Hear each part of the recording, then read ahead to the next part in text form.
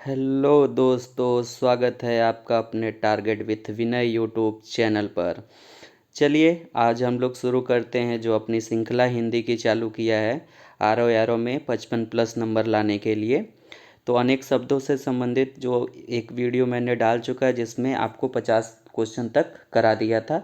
उसी श्रृंखला को आगे बढ़ाते हुए आज हम लोग 60 महत्वपूर्ण अनेक शब्दों के एक शब्द के लिए श्रृंखला को आगे बढ़ाते हैं। देखिए, पहले प्रश्न में पूछा गया है कि जिसका कोई शत्रु नहीं जन्मा है, वाक्यांश के लिए एक शब्द क्या होगा। तो आपको पहले ही हम इसके बारे में बता दिए हैं कि अजात शत्रु, यानी कि जिसका कोई शत्रु नहीं है, जिसका कोई शत्रु जन्म न लिया हो तो उसको क्या बोलते हैं, उसको बोलते हैं अजात शत्रु। ठीक है, उसको क्या बोलते हैं, अजात शत्रु। ठीक है, फिर बात कर लेते हैं अगले प्रश्न की। फिर वही क्वेश्चन पूछा गया है, जिसका शत्रु पैदा न हुआ हो के लिए क्या शब्द बनेगा। तो जिसका शत्रु न जन्मा हो या न पैदा हुआ हो उसके लिए भी अजात शत्रु ही शब्द का प्रयोग किया जाता है। ठीक है, चलिए फिर अगले प्रश्न को देख लेते हैं। अपना मंतव्य साधने वाला, ठीक है, अपना मंतव्य साधने वाले के लिए एक शब्द क्या होगा। तो अपना मंतव्य साधने वाले के लिए एक शब्द क्या होता है, तो स्वार्थी। क्या होता है, स्वार्थी। स्वार्थी व्यक्ति किसे कहते हैं, जो मतलब अपना काम सिद्ध करना जानता हो। तो वही है कि मंतव्य मतलब अपना, मतलब इच्छा साधने वाले व्यक्ति को क्या कहते हैं, ये स्वार्थी कहा जाता है। चलिए अगला 53वां प्रश्न देख लेते हैं। जिसका उच्चारण न किया गया हो उसके लिए एक शब्द क्या होगा। तो अनुच्चरित बोलते हैं, उसको क्या बोलते हैं, अनुच्चरित बोलते हैं। ठीक है, उसको क्या बोलते हैं, अनुच्चरित बोलते हैं, जिसका उच्चारण न किया गया हो। ठीक है, अनुच्चरित। ठीक, फिर अगले प्रश्न में चलते हैं। युद्ध की इच्छा रखने वाले को क्या कहते हैं। तो युद्ध की इच्छा रखने वाले को युयुत्सु कहते हैं, युयुत्सु। ठीक है, इन सब चीज़ों को रटते हुए चलिएगा। ठीक है, युयुत्सु कहा जाता है। ठीक है, फिर बात कर लेते हैं अगले प्रश्न की। एक मिनट, यहाँ सीरीज गड़बड़ हो गया है, 54 आना चाहिए था। चलिए यहाँ से, ठीक है, अभी इसको समझने का प्रयास करिए। पहले देखिए, वाक्यांश और उनके लिए प्रयुक्त शब्दों के निम्नलिखित युग्म में से सही युग्म का चयन करिए। जो स्त्री अभिनय करे उसको क्या बोलते हैं, अभिनेता। तो उसको तो ये तो गलत हो गया, क्योंकि उसको तो अभिनेत्री बोलते हैं। क्या बोलते हैं, अभिनेत्री बोलते हैं। जो व्याकरण जानता हो उसको क्या बोलते हैं, ठीक है, उसको व्याकरणिक नहीं बोलते हैं, बल्कि उसको क्या बोलते हैं, उसको बोलते हैं व्याकरण यज्ञ ना, व्याकरणज्ञ। ठीक है, या व्याकरण बोलते हैं। ठीक है, व्याकरण, व्याकरण में ऐसे व्याकरण, उसको व्याकरण बोलते हैं। तो ये भी गलत हो गया। ठीक है, इसका सही होगा, इस क्या होगा, बी का व्याकरण होगा या तो व्याकरणज्ञ होगा। ठीक, तो ये दोनों गलत हो गया, यानी ये भी गलत, ये भी गलत। आँखों से परे को क्या बोलते हैं, प्रत्यक्ष। ठीक है, तो उसको प्रत्यक्ष नहीं बोलते हैं, परोक्ष बोलते हैं या अप्रत्यक्ष बोलते हैं, परोक्ष या अप्रत्यक्ष। ठीक है, ठीक, तो ये भी तीसरा भी, ये पहला भी गलत हुआ आपका, तीसरा भी गलत हुआ, और आपका लौट कर आया हुआ प्रत्यागत होता है। ठीक है, जो लौट कर आता है उसको क्या बोलते हैं, प्रत्यागत बोलते हैं। तो option number D is correct answer. चलिए अगले प्रश्न पे चलते हैं। देखिए यहाँ पे सारा व्याख्या दिया हुआ है, आप लोग उसको देख सकते हैं। 55वें प्रश्न को देखते हैं। अपरिणीति, ठीक है, अपरिणीति शब्द निम्नलिखित में से किस वाक्यांश के लिए प्रयुक्त होता है। तो जिसका विवाह न हुआ हो वाक्य के लिए ही क्या होता है, अपरिणीति शब्द का प्रयोग होता है। तो जिसका विवाह न हुआ हो उसको क्या बोलते हैं, अपरिणीति। ठीक है, चलिए अगले प्रश्न पे चलते हैं। और जिसका विवाह हो गया होता है, ठीक है, जिसका विवाह हो गया होता है उसके लिए हम लोग क्या शब्द प्रयोग करते हैं, परिणीति। क्या, परिणीति, उसको क्या बोलते हैं, परिणीति। ठीक, तो चलिए अगले प्रश्न पे चलते हैं। इसका समझ में आ गया। अपरिणीति शब्द का क्या होगा, अपरिणीति शब्द का होता है जिसका विवाह न हुआ हो। चलिए अगला प्रश्न देख लेते हैं। 56वां प्रश्न, निम्न में से किस वाक्यांश के लिए एक शब्द दुर्निवार शब्द का प्रयोग होता है? ठीक है, दुर्निवार, ठीक है, दुर्निवार शब्द का प्रयोग होता है। तो दुर्निवार यानी जिसे दूर करना कठिन हो। दुर्निवार मतलब जिससे दूर होना कठिन हो या जिससे दूर करना कठिन हो, उसको क्या बोलते हैं? दुर्निवार कहते हैं। और जिसे जीत पाना कठिन हो वाक्यांश के लिए, उसे दुर्जेय बोलते हैं। ठीक है, जिसे जीत पाना कठिन हो उसको क्या बोलते हैं? दुर्जेय बोलते हैं। ठीक है, चलिए अगले प्रश्न पे चलते हैं, 57वें प्रश्न पे। 57वें प्रश्न को देखिए, इसका हमने आपको तो बता ही दिया था कि युद्ध की इच्छा रखने वालों के लिए एक शब्द क्या होता है? युयोत्सु। ठीक है, युयोत्सु शब्द का प्रयोग किया जाता है। ठीक है, और जो युद्ध करता हो उसको क्या बोलते हैं? उसको योद्धा बोलते हैं। ठीक है, इसका आंसर आपका डी हो जाएगा, लेकिन ये समझ लीजिए कि योद्धा किसको बोलते हैं? जो युद्ध की इच्छा, जो युद्ध करता हो उसको क्या बोलते हैं? उसको योद्धा बोलते हैं। और जो युद्धरत किसको बोलते हैं? तो युद्धरत किसको बोलते हैं? जो युद्ध में लिप्त हो उसे युद्धरत बोलते हैं। चलिए अगले प्रश्न पे चलते हैं। जिसे अपनी जगह से अलग कर दिया गया हो के लिए एक शब्द क्या होगा? विस्थापित। विस्थापित मतलब एक स्थान से उठाकर दूसरे स्थान पर हटाने को क्या बोलते हैं? विस्थापित करना। तो वही कहा गया है कि जिसे अपनी जगह से अलग कर दिया गया हो के लिए एक शब्द क्या होगा? विस्थापित होगा। ठीक है, और फिर बात कर लेते हैं कि अगर इसको विस्थापित करते हैं तो संस्थापित, और विस्थापित का क्या होता है? विशेषण संस्थापित होता है। ठीक है, अब चलिए अगले प्रश्न पे चलते हैं। बुरे उद्देश्य से, ठीक है, बुरे उद्देश्य से की गई गुप्त मंत्रणा के लिए एक शब्द क्या होगा? तो दुर्भिसंधि। क्या होता है? दुर्भिसंधि। ठीक है, समझ में आया? और दुर्भियोजन किसको बोलते हैं? चलिए बताइए, दुर्भियोजन किसको बोलते हैं?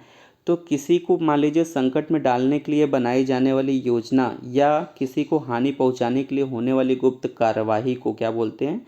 दुर्भियोजन। यानी दुर्भियोजन मतलब ऐसी कोई, मतलब योजना बनाना जिससे किसी को हानि हो सके, तो उसको क्या बोलते हैं? दुर्भियोजन बोला जाता है। और दूरती क्रमणी किसको बोलते हैं?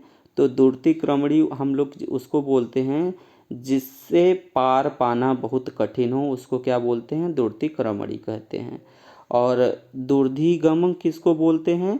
तो दुर्धिगम जिसको बोलते हैं ठीक है, जिसे पार पाना जिसे पार पहुंचना बहुत कठिन हो, उसको क्या बोलते हैं? दुर्धिगम। ठीक है, चलिए अगले प्रश्न पे चलते हैं। 60वें प्रश्न को देख लेते हैं। सवाल जवाब, बहस हुज्जत या दिए गए उत्तर पर उत्तर के लिए एक शब्द क्या होगा? यानी जो सवाल जवाब कहते हैं या बहस हुज्जत करते हैं या फिर उत्तर पर उत्तर के लिए क्या एक शब्द क्या प्रयोग होता है? प्रति उत्तर। ठीक है, सवाल जवाब मतलब आप सामने वाला सवाल पूछ रहा है, फिर हम जवाब दे रहे हैं, फिर हम पूछ रहे हैं, हम जवाब दे रहे हैं, या उत्तर पे उत्तर दिए जाना, उसको क्या बोलते हैं? प्रति उत्तर बोला जाता है। और इसका ऑप्शन हो जाएगा सी। उत्तरापेक्षी किसको कहा जाता है? उत्तरापेक्षी शब्द के लिए एक जो है किस शब्द के लिए प्रयोग किया जाता है? तो उत्तरापेक्षी वह जिसने उत्तर की अपेक्षा की, ठीक है, जिसने उत्तर की अपेक्षा की हो उसे उत्तरापेक्षी बोलते हैं। ठीक है, और उत्तरोत्तर किसको बोलते हैं? एक के पीछे एक क्रम को क्या बोलते हैं? उत्तरेत्तर बोलते हैं। और उत्तरण किसको बोलते हैं? पार उतरने की क्रिया या भाव को उत्तरण कहा जाता है। लेकिन इस प्रश्न में क्या पूछा था? सवाल जवाब और बहस हुज्जत या उत्तर पर उत्तर के लिए क्या शब्द प्रयोग होगा? प्रति उत्तर शब्द प्रयोग होगा। उम्मीद है कि चारों ऑप्शन आप लोगों को क्लियर हो गया होगा। वह जोता बोया न गया हो, इस वाक्य के लिए क्या होगा? तो अकृषित। ठीक है, अकृषित मतलब जो जोता बोया न गया हो। ऊसर भूमि जिस पर कोई भी चीज़ किसी भी फसल का मतलब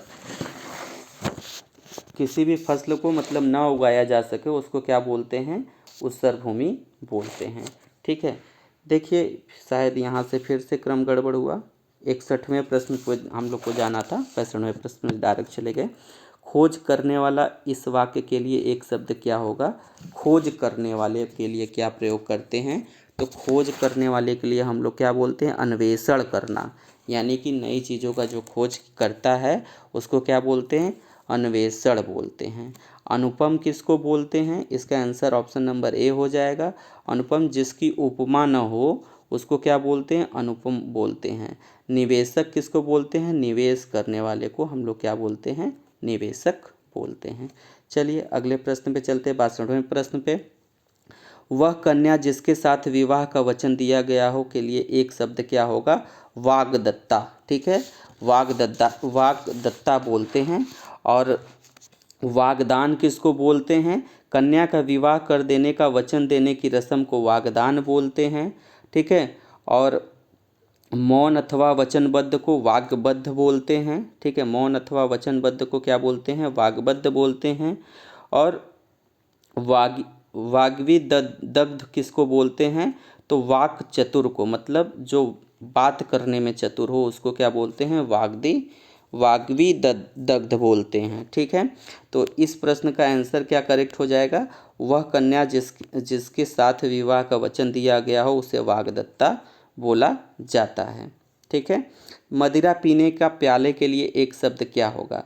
तो मदिरा पीने के लिए चषक, प्याला जो होता है मदिरा पीने वाला उसको क्या बोलते हैं? चषक बोलते हैं। क्या बोलते हैं? चषक। और चश्म किसको बोलते हैं? तो नेत्र अथवा आँख को हम लोग चषक बोलते हैं। क्या बोलते हैं? चषक बोलते हैं। चलिए अगले प्रश्न पे चलते हैं। जो स्त्री के वशीभूत है के लिए एक शब्द क्या होगा? तो स्त्रैण, यानी जो पूछे कि जो पुरुष स्त्री के वश में हो उसको क्या बोलते हैं? स्त्रैण। ठीक है, उसको क्या बोलते हैं? स्त्रैण। ठीक है, ये चीज़ें आप लोगों को क्लियर हो गई।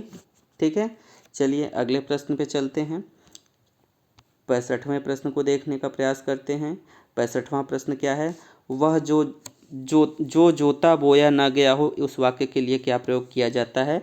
अकृषित। ठीक है, और ऊसर भूमि किसको कहते हैं? जिस पर कोई भी खेती न हो पाए उसको क्या बोलते हैं? या जिस पर कृषि न हो उसको क्या बोलते हैं? ऊसर भूमि बोलते हैं।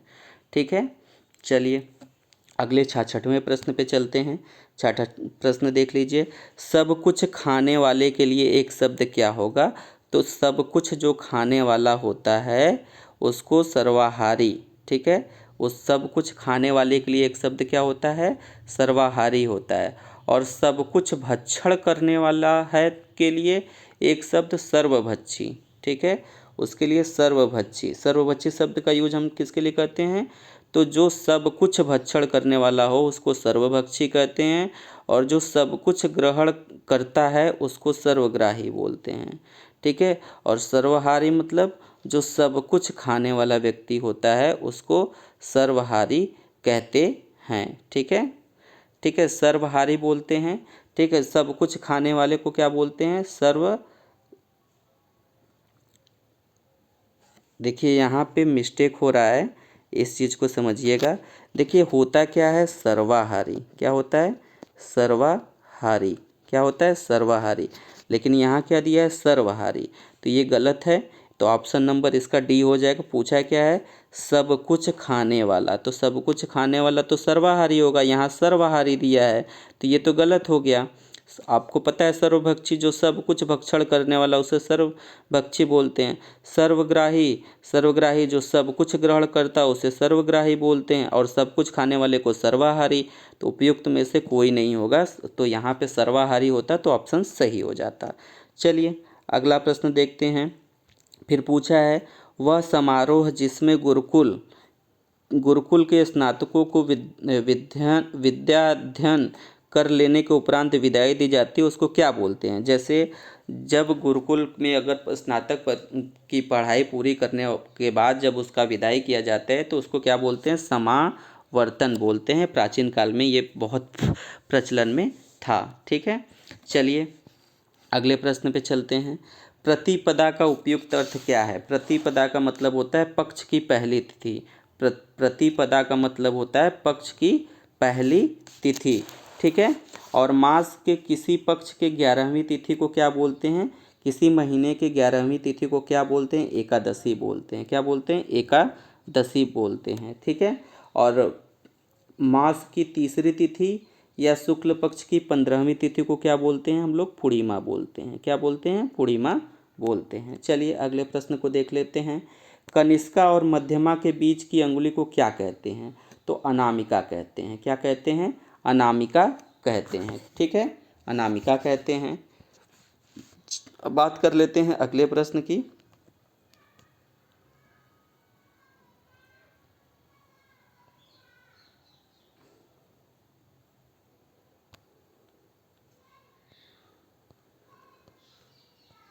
देखिए शायद सीरीज गड़बड़ हो गया है।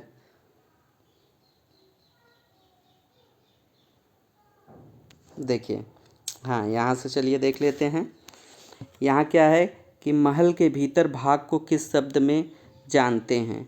महल के भीतरी भाग को किस शब्द में जानते हैं? तो अंतःपुरम। महल के जो भीतरी भाग होता है उसको क्या बोलते हैं? अंतःपुरम के नाम से जानते हैं। जो छीड़ न हो सके उसके लिए उपयुक्त शब्द क्या होगा? अक्षय होता है। जो छीड़ न हो सके उसके लिए उपयुक्त शब्द क्या होगा? अक्षय होता है। और जो मिट न सके उसके लिए हम लोग क्या प्रयोग करते हैं? अमिट। क्या बोलते हैं उसको? अमिट बोलते हैं। ठीक है। और जिसका अंत न हो, ठीक है, उसको क्या बोलते हैं? अनंत। क्या बोलते हैं? अनंत। चलिए अगले प्रश्न को देखते हैं। जिसके सिर पर चंद्र हो उसके लिए क्या बोलते हैं? उसे चंद्रशेखर बोलते हैं। ठीक है, उसको क्या बोलते हैं? उसको चंद्रशेखर कहा जाता है। ठीक है। और जो चक्र को धारण करता है उसे चक्रधर कहते हैं। ठीक है। और चंद्र ग्रहण किसको कहते हैं? तो जब जानते हैं कि चंद्रमा की, जब पृथ्वी की छाया पड़ने लगती है, चंद्रमा की वह स्थिति जब उस पर पृथ्वी की छाया पड़ने लगे, ठीक है, तो उसको क्या बोलते हैं? चंद्र ग्रहण बोलते हैं। चलिए 82वां प्रश्न। जिसके हृदय में ममता न हो, जिसके हृदय में ममता नहीं होगा उसको निर्मम बोलते हैं। क्या बोलते हैं? उसको निर्मम बोलते हैं। ठीक है। ठीक है। और जिसके हृदय में क्षमा न हो उसको क्या बोलते हैं? निर्दय। जिसके हृदय में क्षमा न हो उसे निर्दय बोलते हैं। और जिसके हृदय में ममता न हो उसको निर्मम बोलते हैं। ठीक है। चलिए अगले प्रश्न पे चलते हैं। 83वां प्रश्न देखते हैं। 83वें प्रश्न में क्या पूछा गया है? जिसके हृदय में ममता नहीं है, ठीक है, जिसके हृदय में ममता नहीं है उसको क्या बोलते हैं? निर्मय। सेम क्वेश्चन अभी पीछे पूछा गया। देखिए प्रश्न भी ऐसे ही रिपीट होते हैं एग्जाम में। ठीक है। तिलक लगाने में किस अन्न का प्रयोग करते हैं? तो हम लोग तिलक लगाने में अक्षत, जो चावल का अक्षत होता है, हम लोग उसी का प्रयोग करते हैं। ठीक है। और जौ का उपयोग जानते हैं कि हम लोग हवन सामग्री में जौ का उपयोग करते हैं। ठीक। जिसका जन्म छोटी जाति यानी निचले वर्ण में हुआ हो उसको क्या बोलते हैं? अंत्यज। ठीक है, अंत्यज बोलते हैं। क्या बोलते हैं उसको? अंत्यज बोलते हैं। ठीक है। और जो अंडे से जन्म लेता है उसको क्या बोलते हैं? अंडज बोलते हैं। ठीक है, उसको अंडज बोलते हैं। ठीक है। और चारों वर्णों में जैसे ब्राह्मण, क्षत्रिय, वैश्य, शूद्र में जिसे अंतिम स्थान प्राप्त है उसको क्या बोलते हैं? शूद्र कहते हैं। जिसे छूना मना हो, ठीक है, उसे क्या बोलते हैं? अछूत बोलते हैं। जो छूने योग्य न हो उसको क्या बोलते हैं? अछूत बोलते हैं। अंत्यज शब्द के लिए सही वाक्य क्या होगा? अंत्यज शब्द के लिए सही वाक्य क्या होगा? अभी आपने देखा कि जो निम्न जाति के जो होता है उसको क्या बोलते हैं? तथाकथित निम्न जाति में जन्म लेने वाले को अंत्यज बोलते हैं। क्या बोलते हैं? अंत्यज बोलते हैं। ठीक है। अगले प्रश्न पे चलते हैं। अगला प्रश्न देखिए। जिसका उपचार न हो सके के लिए एक शब्द क्या होगा? उसको असाध्य बोलते हैं। क्या बोलते हैं? उसको असाध्य बोलते हैं। ठीक है, उसको असाध्य बोला जाता है। ठीक, समझ में आया? उसको क्या बोला जाता है? असाध्य बोला जाता है। ठीक है, असाध्य। ठीक। और जिसकी सहायता कठिनाई से किया जा सके के लिए उसे दुसहाय बोलते हैं। उसको क्या बोलते हैं? दुसहाय बोलते हैं। और जिसका उपचार न हो सके उसको क्या बोलते हैं? असाध्य बोलते हैं। ठीक है। और जिसका उपचार श्रम से हो सके उसको क्या बोलते हैं? श्रम साध्य बोलते हैं। ठीक है, उसको क्या बोलते हैं? श्रम साध्य बोलते हैं। जबकि साधन से रहित के लिए शब्द क्या होगा? साधनहीन होता है। ठीक है। चलिए अगला प्रश्न देख लेते हैं। अगले प्रश्न में देखने का प्रयास करते हैं। वीरपुत्र को जन्म देने वाली वाक्य के लिए क्या प्रयोग होगा, तो वीर प्रसू। ठीक है, ये महिला के लिए प्रयोग होता है। ठीक है, तो जो वीर पुत्र को जन्म देने वाली महिला होती है उसको क्या बोलते हैं, ठीक है, वीर पुत्र जो को जन्म देने वाली जो महिला होती हैं उनको वीर प्रसू बोला जाता है। ठीक है, इतना चीज़ आप लोगों को समझ में आ गया होगा। ठीक है, फिर बात कर लेते हैं अगले प्रश्न की। शक्तिशाली, दयालु, शांत, धीर और योद्धा नायक के लिए एक शब्द क्या होगा, धीरोदात्य। ठीक है, उसके लिए एक शब्द क्या होगा, धीरोदात्य होगा। देखिए समझ लीजिए, शक्तिशाली, दयालु, शांत, धीर और योद्धा नायक के लिए शब्द क्या होता है, धीरोदात्त होता है। जबकि सूरवीर किंतु अभिमानी नायक के लिए एक शब्द क्या होता है, धीरोदत्त होता है। और जबकि सूरवीर किंतु ललित कलाओं का प्रेमी नायक के लिए शब्द धीर ललित शब्द का प्रयोग किया जाता है। वह नायिका जो अपने पति के परदेश में होने के कारण दुखी हो, वह क्या है, उसे वियोगिनी बोलते हैं। क्या बोलते हैं, वियोगिनी बोलते हैं। वह नायिका जो अपने पति के परदेश में होने के कारण दुखी हो उसको क्या बोलते हैं, वियोगिनी बोलते हैं। ठीक है, उम्मीद है कि ये चीज़ें आप लोगों को अच्छे से समझ में आ गई होंगी। अगले प्रश्न पे चलते हैं। अगला प्रश्न देखिए क्या पूछा गया है 91वें प्रश्न में। खाद्य सामग्री जो यात्रा के समय रास्ते में उपभोग के लिए दी जाती है उसको पाथेय बोलते हैं। पाथ मतलब रास्ता। ठीक है, पाथेय। ठीक है, यहाँ पे पाथेय शब्द का यूज किया गया है। तो जो हम लोग रास्ते के लिए भोजन पैक करके लेके जाते हैं उसको क्या बोलते हैं, पाथेय बोलते हैं। ठीक है, उसको पाथेय बोला जाता है। आधी रात्रि का समय, आधी रात्रि के समय को निशीथ बोलते हैं। क्या बोलते हैं, निशीथ बोलते हैं। ठीक है, और निशा मतलब रात का पर्यायवाची होता है। चलिए, जिसके पास कुछ भी न हो वाक्य के लिए क्या शब्द प्रयोग करते हैं, अकिंचन शब्द का प्रयोग करते हैं। जिसके पास कुछ भी न हो उसके लिए अकिंचन शब्द का प्रयोग करते हैं। जिसके पास कुछ न हो उसके लिए क्या शब्द प्रयोग करते हैं, अकिंचन। अब देखिए कि क्वेश्चन रिपीट था। फिर अगला प्रश्न देखते हैं। जिसके पास कुछ न हो के लिए शब्द क्या होता है, फिर उसके लिए ये भी क्वेश्चन देखिए कितनी बार रिपीट हुआ है, 3 बार रिपीट हुआ है। फिर देखिए अगला प्रश्न, जिसे बुलाया न गया हो वाक्य के लिए प्रयुक्त होने वाला शब्द क्या है, अनाहुत। ठीक है, जो से बुलाया न गया हो उसके लिए हम लोग क्या प्रयोग करते हैं, अनायुत शब्द का प्रयोग किया जाता है। मोक्ष की इच्छा रखने वाले व्यक्ति को क्या बोलते हैं, मुमुक्ष। ठीक है, मुमुक्ष बोलते हैं, मुमुक्षु बोलते हैं, ये याद रखिएगा। देखिए, मोक्ष की इच्छा रखने वाले को मुमुक्षु कहलाता है। योग करने वाले को योगी कहते हैं, जबकि तप में लीन रहने वाले को तपस्वी कहते हैं। काम से मुक्ति वाले व्यक्ति को मुक्तिकामी कहा जाता है। मोक्ष की कामना करने वाले व्यक्ति को क्या कहा जाता है, तो मुमुक्षु कहा जाता है, मुमुक्षु कहा जाता है। ये चीज़ याद रखिएगा। ठीक है, रंगमंच के पर्दे के पीछे का स्थान को क्या कहते हैं, तो नेपथ्य कहते हैं। क्या बोलते हैं, नेपथ्य कहा जाता है। ठीक है, नेपथ्य कहा जाता है। हवन में जलाने वाली लकड़ी के लिए शुद्ध शब्द क्या होगा, तो हवन में जो जलाया जाता है लकड़ी उसके लिए समिधा शब्द का प्रयोग किया जाता है। चलिए 101वां प्रश्न देख लेते हैं। दिशाएं ही जिनका वस्त्र उसको क्या बोलते हैं, तो उसको हम लोग क्या बोलते हैं, दिगंबर। ठीक है, ये नग्न अवस्था में होते हैं। इनका मानना होता है, ये जैनियों में पाया जाता है, इन्हीं को बोला जाता है कि दिगंबर संप्रदाय के लोग क्या करते हैं, सभी दिशाओं को ही अपना वस्त्र मानते हैं। ठीक है, और विशंभर किसको बोलते हैं, तो विष्णु का पर्यायवाची है विशंभर। ठीक है, और पैगंबर किसको बोलते हैं, तो दूत को कहते हैं पैगंबर। और दिक्पाल का अर्थ है दिशा का स्वामी। चलिए अगले प्रश्न पे चलते हैं। जिसका जन्म कन्या के गर्भ से हुआ हो उसको क्या बोलते हैं, कानीन। जिसका जन्म कन्या के गर्भ से हुआ हो उसको कानीन बोलते हैं। ठीक है, वन में लगने वाली आग को क्या बोलते हैं, दावाग्नि। ठीक है, उसको क्या बोलते हैं, दावाग्नि। ठीक है, और समुद्र में लगने वाली आग के लिए हम लोग क्या शब्द प्रयोग करते हैं, बडवाग्नि। ठीक है, बडवाग्नि। और विरह की आग के लिए जो होता है उसको क्या बोलते हैं, विराहाग्नि। ठीक है, विराहाग्नि। और जो पेट की यानी अमाशय की जो आग होती है उसको क्या बोलते हैं, जठराग्नि। ठीक है, उसको क्या बोलते हैं, जठराग्नि।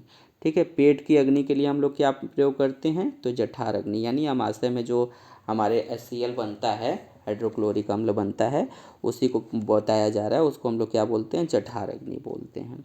ठीक है, चलिए अगले प्रश्न। जो हमेशा रहने वाला है उसको कहते हैं, ठीक है, जो हमेशा रहने वाला है उसको हम लोग क्या प्रयोग करते हैं, तो जो हमेशा रहने वाला है, ठीक है, उसको हम लोग क्या बोलते हैं, शाश्वत। क्या बोलते हैं उसको, शाश्वत बोलते हैं। क्या बोलते हैं, शाश्वत। ठीक है, और अनवरत का मतलब क्या होता है, लगातार। ठीक है, लगातार। जबकि जिसे कोई रोक न सके उसे क्या बोलते हैं, अप्रतिहत कहते हैं। ठीक है, और आजीविका एक संप्रदाय है। ठीक है, आजीविका क्या है, एक संप्रदाय है। अप्रतिहत क्या है, अप्रतिहत मतलब होता है जिसे कोई रोक न सके। चलिए अगले प्रश्न को देख लेते हैं। जिस पुरुष की पत्नी साथ नहीं है उसको क्या बोलते हैं, विपत्निक। ठीक है, विपत्निक बोलते हैं। ठीक है, उसको क्या बोलते हैं, विपत्निक बोलते हैं। ठीक है, ये चीज़ें समझ में आ गई होंगी आपको। जिस पुरुष की पत्नी साथ नहीं हो उसको क्या बोलते हैं, विपत्निक बोलते हैं। ठीक है, अब बात कर लेते हैं और कि विधुर किसको बोलते हैं, जिसकी पत्नी मर गई हो उसको क्या बोलते हैं, विधुर बोलते हैं। ठीक है, और किसी के वियोग में दुखी व्यक्ति को क्या बोलते हैं, वियोगी। ठीक है, और जिसकी पत्नी न हो उसे अपत्निक बोलते हैं। ठीक, चलिए अगले प्रश्न पे चलते हैं। जिस पेड़ के पत्ते झड़ गए हों उसको क्या बोलते हैं, अपरत। उसको बोलते हैं अपरत। ठीक है, और अपरत की जगह पे पत्रहीन भी बोल सकते हैं। ठीक है, लेकिन सर्वाधिक उपयुक्त की बात करें तो अपरत ही होता है। और गिरा हुआ पत्ता को प्रपड़ बोलते हैं। क्या बोलते हैं, प्रपड़ बोलते हैं। ठीक है, चलिए अगले प्रश्न को देख लेते हैं। तैरने की इच्छा को क्या कहते हैं, तो तितिर्सा। तितिर्सा। ठीक है, तितिर्सा बोला जाता है। जो तैरने की इच्छा रखने वाला व्यक्ति होता है उसे तितिर्सा बोला जाता है। हाथी की पीठ पर रखे जाने वाले आसन के लिए शुद्ध शब्द क्या होगा। हाथी के पीठ पे जो सब रखा जाता है, जिस पे बैठ कर सवारी की जाती है, उसको हौदा बोला जाता है। क्या बोला जाता है, हौदा बोला जाता है। और जो घोड़े के पीठ पे जो रखा जाता है, जिस पे बैठ के सवारी की जाती है, उसको हम लोग क्या बोलते हैं, उसको गद्दी बोलते हैं। क्या बोलते हैं, गद्दी बोलते हैं। ठीक है, उम्मीद है कि ये चीज़ें समझ में आ गई होंगी। ठीक है, जो घोड़े के पीठ पे जो गद्दी रखा जाता है एक्चुअल में उसको जीन बोलते हैं। क्या बोलते हैं, जीन बोलते हैं। ठीक है, और बख्तर किसको बोलते हैं, जो युद्ध के समय हम लोग पोशाक पहनते हैं लोहे का, ठीक है, या जाली का, तो उसको उसी कवच को क्या बोलते हैं, बख्तर बोला जाता है। ठीक है, चलिए अगले प्रश्न पे चलते हैं। ठीक है, अगला प्रश्न देख लेते हैं। अगला प्रश्न क्या है, जो प्रमाण से सिद्ध न हो सके के लिए एक शब्द क्या होगा, अप्रमेय। जो प्रमाण से सिद्ध न हो सके उसको क्या बोलते हैं, अप्रमेय बोला जाता है। ठीक है, और जो मापा न जा सके उसके लिए अपरिमेय शब्द का प्रयोग करते हैं, पता ही होगा आप। ठीक है, अपरिमेय। ठीक है, या अपरिमित शब्द का भी उसी के लिए अपरिमेय या अपरिमित शब्द का प्रयोग किया जाता है जिसको मापा न जा सके। ठीक है, चलिए अगले प्रश्न पे चलते हैं, देख लेते हैं। जिसे प्रमाण द्वारा सिद्ध न किया जा सके उसके लिए सही शब्द क्या है, तो अभी आपको बताएं, अप्रमेय। ठीक है, अप्रमेय या अप्रमित। ठीक है, चलिए अगले प्रश्न को देख लेते हैं। उपनिवेश से संबंध हो जिसका उसे उसके लिए एक शब्द क्या होगा, औपनिवेशिक। ठीक है, औपनिवेशिक शब्द का प्रयोग किया जाता है। देखिए, उपनिवेश से संबंध हो जिसका उसके लिए शब्द क्या होता है, औपनिवेशिक। और जिसका संबंध उपन्यास से हो उसे क्या बोलते हैं, औपन्यासिक। और उपनिवेशों का अपना अधीन रखने का सिद्धांत उपनिवेशवाद कहलाता है। ठीक, जो स्त्री सूर्य भी न देख सके उसके लिए क्या होता है, सूर्य स्पर्शा। ठीक है, जो स्त्री सूर्य भी न देख सके उसे क्या बोलते हैं, असूर्यस्या। ठीक है, तो आज आप लोगों के लिए 60 महत्वपूर्ण प्रश्न जो है अनेक शब्दों के लिए एक शब्द के आपके सामने प्रस्तुत किए गए। अगर वीडियो अच्छा लगे तो लाइक एंड सब्सक्राइब और ज़्यादा से ज़्यादा शेयर करें। धन्यवाद। चलिए मिलते हैं कल नेक्स्ट वीडियो में।